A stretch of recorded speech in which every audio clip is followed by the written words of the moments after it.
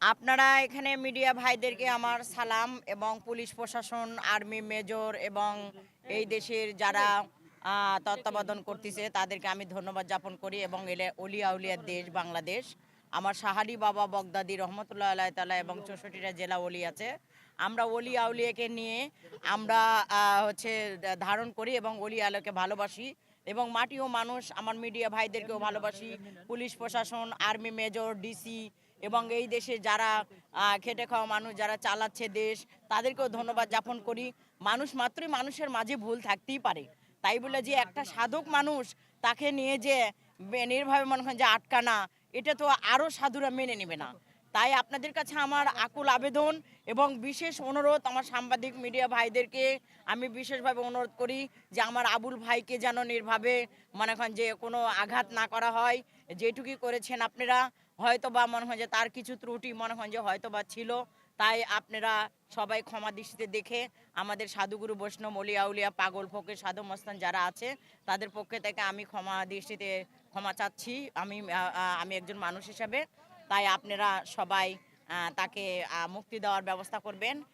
এইটুকুই কথা বলে আরও অনেক কথা ছিল। আমার ছিল শাহজালাল, শাহপরান, বোরহানুদ্দিন এবং গাউসুল আজম মাঝভান্ডার শরীফ, আবার আচ্ছা আপনার চট্টগ্রাম বাইজি বস্তাবি রহমতুল্লাহ, সকল অলি এবং রাজশাহীতে অলি আছে শাহমুকদুম রূপস রহমতুল্লাহ এবং 64টা জেলা যেসব অলি আছে তাদের পক্ষে থেকে আমার সাহালি বগদাদি রহমতুল্লাহ আল্লাহ তাআলা আমার সাধুগুরু বৈষ্ণব সকলের চরণে আশীর্বাদ থেকে আমার সাংবাদিক মিডিয়া ভাইরা যেহেতু আসছে কষ্ট করে, তাই তাদেরকে আমি অনুরোধ করি যে আমার ভাইকে যেন হচ্ছে মুক্তি দেওয়া হয় এবং আমি সকল দেশবাসীর কাছে আমি অনুরোধ করছি যে আমার ভাইকে যেন মুক্তি দেওয়া হয়।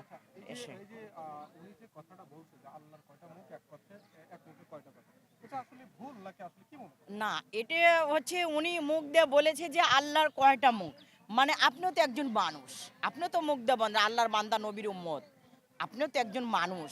তাই সেই ক্ষেত্রে সেই সেন্সে বলেন যে আল্লাহর কয়টা মুখ, তাহলে আপনিও তো আল্লাহর বান্দা নবীর উম্মত, তাহলে আপনারও একটা মুখ আল্লাহরও মনে হয় যে আছে। যাহা আমরা বলি, আমরা তো অনেক মুখ দিয়ে অনেক কথা বলি, তো সেটা যদি ভুল ধারণা মনে হয় যে অনেকেই অনেক দৃষ্টিতে নেয় তাহলে সেটা সেইভাবে দৃষ্টি হবে।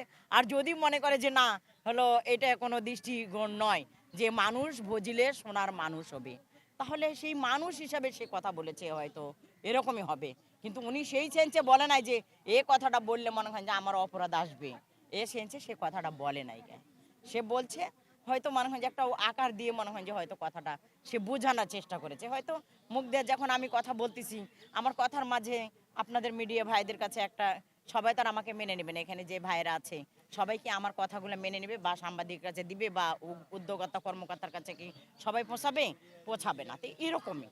তো যদি উনি ভুল করে থাকে তাহলে আমি অনেক দূরের থেকে আসছি, তো আপনাদের কাছে আমার বিশেষভাবে থাকবে আবুল ভাই আমাদের কাছে অত্যন্তই মনে করেন যে ভালো মানুষ।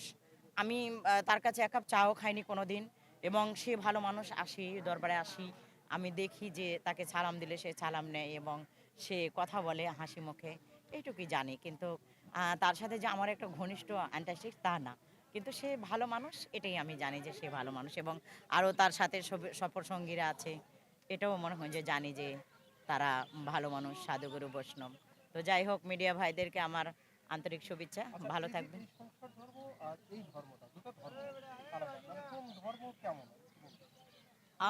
আসলে কি কোন ধর্ম কিরকম এটা বলতে কি যে আল্লাহর বান্দা নবীর উম্মত, আমাদের অলি আউলিয়ারা গাউস কুতুব যারা আগে পূর্বপুরুষ জন্মান্তরে যোগে যোগে যারা এই যে 300 বছর 400 বছর 200 বছর 100 বছর আগের মনে হয় যে অলি, আমরা হয়তো তাদেরকে দৃষ্টি তারা আমাদেরকে দিয়েছে বলে আমরা ঘুরি এবং আমরা তাদেরকে পছন্দ করি এবং তাদের জন্য আমরা শ্রদ্ধা করি, এরকমই সবাই। যেমন আপনার মিডিয়া মনে হয় যে যদি সবাই বাংলাদেশের 64টা জেলা যদি মিডিয়া ভাই মনে হয় যে হতো তাহলে তো সবাই মিডিয়া ধারণ করতো, তাই না? তো এরকমই যে সবাই যদি ভালো থাকতো তাহলে কেউ জামাত করে, কেউ বিএনপি করে, কেউ আওয়ামী লীগ করে, কেউ জাতীয় পার্টি করে, কেউ জাসদ করে, কেউ মানুষকে ভালোবাসে, কেউ যে যেটা করে শান্তি পায়। এই হলো গিয়ে আল্লাহ পাক রব্বিল আলামিনের কাছে সফল। জি।